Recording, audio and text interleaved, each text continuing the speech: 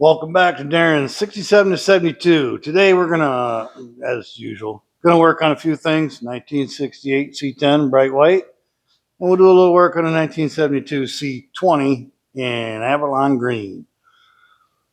Brakes. Tom's on vacation. He hasn't seen the video yet. If I don't hear from him in the next couple of days, I'm gonna just order another brake kit, and we'll try that. It's a little more money, but a couple $100, not the end of the world. Although nobody's happy about wasting a couple $100.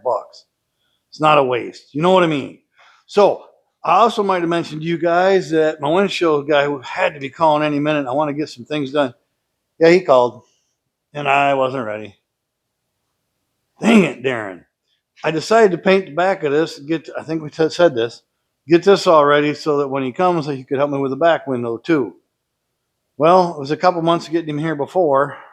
I'm not mad at him because he was ready and I wasn't. So I want to rip this paper off, and I'll get you around and show you how the paint turned out. I need to tape this off and get that undercoated. I got the undercoating out anyway, so I might as well keep rolling on that. But I wanted to see how this looks with this paper off of here. Now, I didn't paint underneath the seals. I don't know. If that bothers somebody, I'm really sorry, but it's going to have seals over the top of it. So, not necessary. I'll clean all this stuff up. When? Later. Just make a mess for now.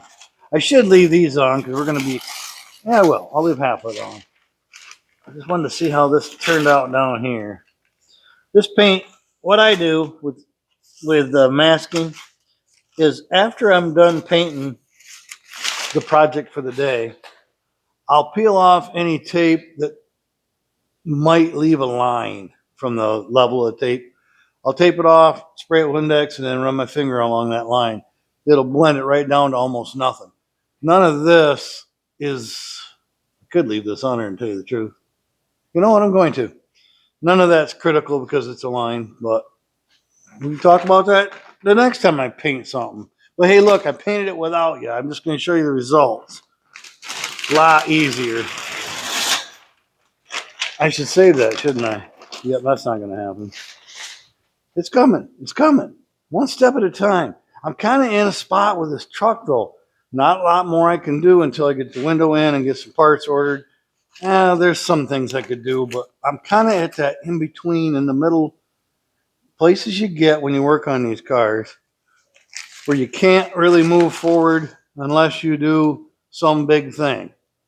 And a lot of times you're not ready to do the next big thing, which is kind of where I'm at. So this did turn out really good. I'll take you guys around and show you how it turned out. I mean, in my opinion, good. Sure, you can still see a dent, remains of a dent right in here. I'm not perfect. I didn't spend 100 years on it. The box is going to come right up into here. You'd be surprised what you don't notice. The key areas you can see I spent a ton of time on, and I got super nice. I know it's white as bright, but I did get a nice shine to it. Got it laid down good. It's going to come around. Right now is not its prettiest moment, but you guys are here every step of the way. You want to see how this step is going. So the door jams turned out really good. You got to be careful on door jams, and I'm going to warn you right now. It's a touchy spot, and I wasn't careful enough. And what I'm going to tell you guys is one of the worst things I could tell you. Door jams have grease from your hands. I say yours. Anybody that's driven the truck and the greasy hands that they've touched through the years, smudge and grease from the mechanisms around it, road salt, road grime, maybe somebody waxed them. Door jams are tough. You need to spend extra time making sure they're super clean before you paint them. And you think, I won't want to spend more time on a door jam than I do on a hood or a roof. There's so many hours into a paint job going. I do want to scare you away from a paint job, but I got lucky. I gave it a once over, grease and oil, and said, it is what it is. It'll be whatever it's going to be. I'm getting wore down, and door jams are not my thing right this minute. They're not my jam right now. And Tom, I'm sorry if you're disappointed in me for not taking the extra minute on this. I just didn't have it in me. But as it turns out, we got lucky. Not one fisheye, not one peel. I got away with it. I mean, none of the flaws are there because of prep work. So I skipped a step and got away with it. Please, folks, don't do it. Take the time. Don't don't do what I do. But cleaning up these uh, nameplates. No, I can't think of the name of them. You know how I am. I can't speak English. But the whatever the identification tags turned out really nice. Give you a quick peek at those. Not that anybody really cares about my labels, my tabs, my tags, whatever. But I thought just take one look. What a few minutes can do for you. I don't know how to get you any closer on this stick, but they are super, super shiny. I cut around them nice with the tape. They turned out great. For just looking at the door jamb of a 55-year-old, whatever it is, vehicle, turned out spectacular. Now when we put the door on, we can bump the paint off or chew the paint up on this. And that's just going to happen. You make it as nice as you can. It's going to get some wear of itself. But I'm thrilled with that. Happy with the back paint. Back paint? Yeah, I'm not even going to try to talk right today. Back of the cab. Turned out just nice. Again, not perfect, but really nice. Again, box. Not going to see most of it. Windshield guy, we got this painted around, all this good, so there's not going to be rusting, bleeding out through the future. That's all coated good. We got new rubber for it. Him and I are going to put those windows in. That's yet to come. I'm telling you, it'll happen. My next thing is to wipe that down. Now that my paint's dry, I can actually tape this off, and I can undercoat that really good, so we never have to worry about that rusting. Speaking of undercoating, let's move over to this bumper that I've got way more hours into than I should. But it's what I do. It's what I enjoy doing. You know, this ain't a fast build channel. This is the one step at a time channel. Go through it all. As you guys remember, and if you weren't here last week, I know you can't see me. You don't need to see me. This bumper I took off of the 1972 C20. And it had some rust jacking on it between these mounts. I don't know how you can see the mounts were just basically welded on, and it got water between them and started swelling up the metal and making it garbage, turning it into a junk. It was too nice to be junk. It's already past 50 years old. Nobody did this before. I can make it last another 50 years. That's my goal. That's my plan. I'm going to get you in a different spot. Undercoated all the way around inside those nooks and crannies and crevices and just anywhere and everywhere. I know you guys stand on your head. Spin you back around this way. It's all about spinning you around. So believe me, I put the time into it. It is as clean and undercoated as it can be.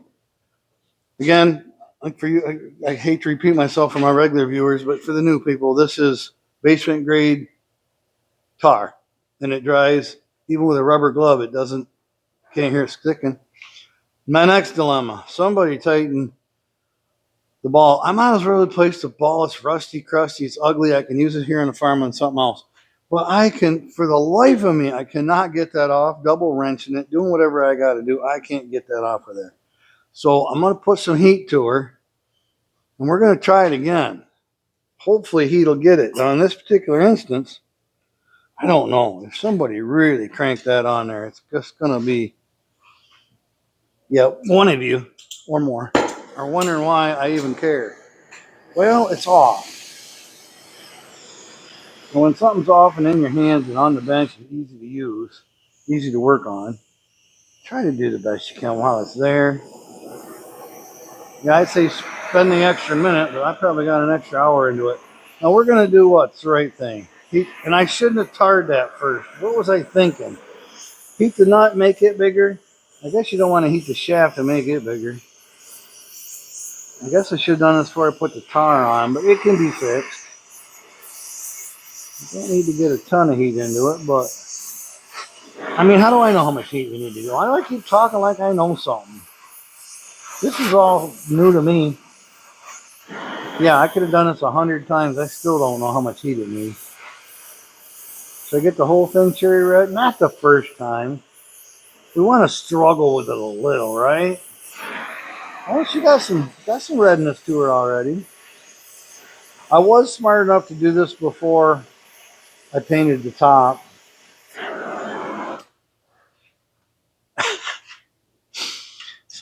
So half did it right, half right. Yeah, go figure that. We're not going to continue on that. Which wrench is it? This one? No, this one. It's just going to come right off. Well, I hope so. I worked tweaked on this thing. Am I going the right way? Yeah. Oh, it's squeaking. Oh, perfect. The whole thing's moving. It's like a dream come true. Yep. Now, some of you guys like to watch me struggle. I know you guys struggle. It's my turn today, and yesterday, and the day before.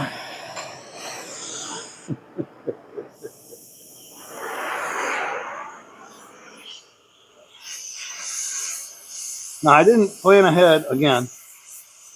When that starts turning the nut again, and the bolt, which would be the ball actually, I don't have any way to hold that ball. And I don't know. We're going to figure it out together.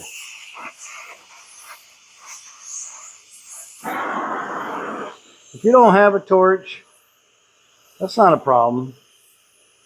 I think these balls now are like, I don't know, under 20 bucks.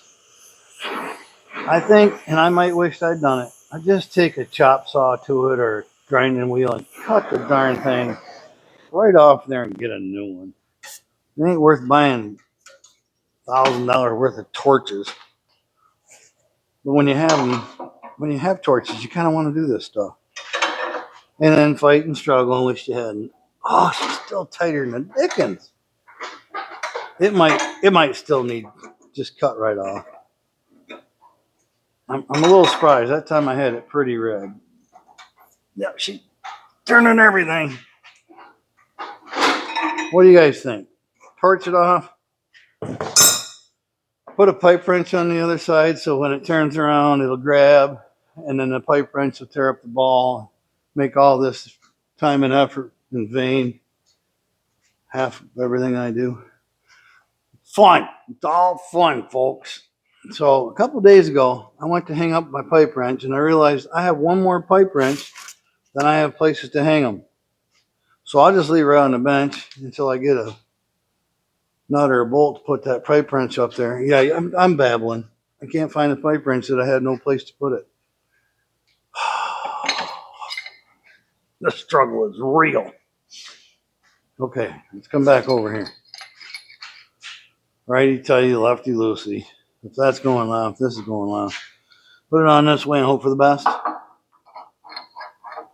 Yeah, I use a pipe wrench.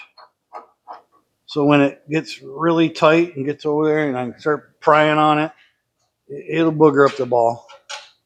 Then I'll spend 10 minutes grinding on the ball to get the bumps off. One more time, come on. The daily life. Now, I don't know what we're going to do right after this. Get the paint out and paint this. I probably messed up my primer by now. Or should we get back on the 68 and start tarring the back of that thing up? I turn my wrench down. My red wrench. Turn it down a little bit. I don't want to overheat my bumper. Now this is about all the heat I'm going to put to it. This is my last try. If it don't work, she's getting chopped off. Come on, cross your fingers for me. It's got a nice glow without getting really hot. Did I forget what wrench? Yep, I did. I gotta hold that. Well, my pipe wrench is moving, but not the direction I expected it. What did I do?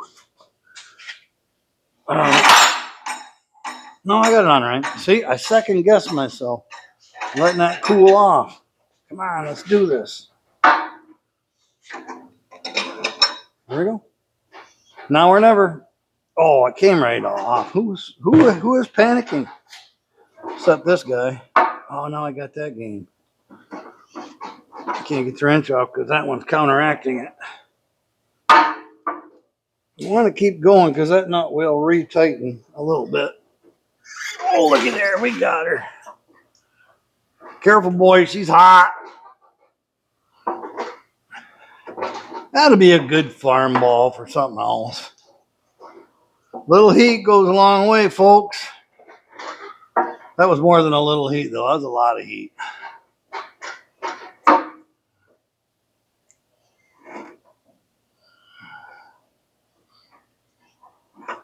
So we're just going to let that go on the floor because it won't hurt nothing. Let her cool off down there. I can take care of my wrenches. Flip that back on its bottom.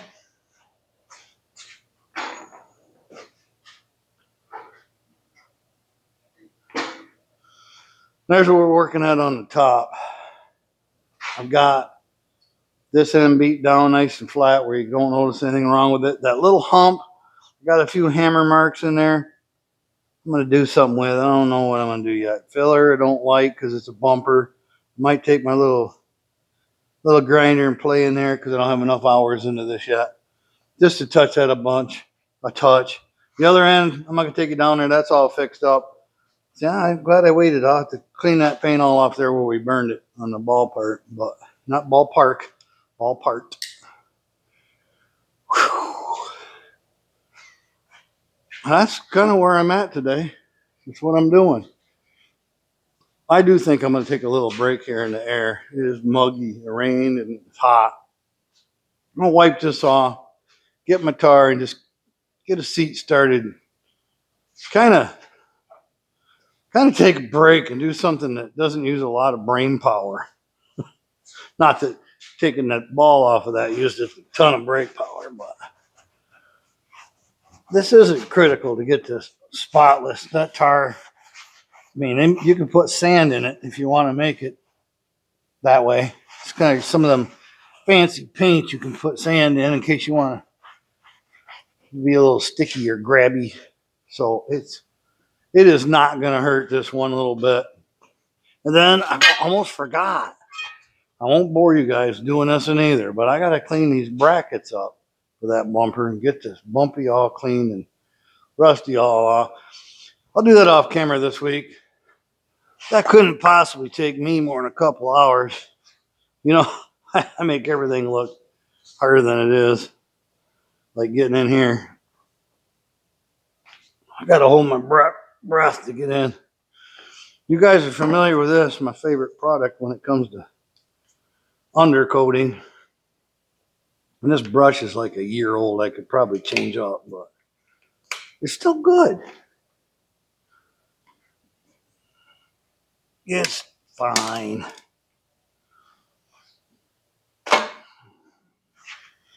So even when you need a break, a guy like me, I take a break. This is what I do to take a break.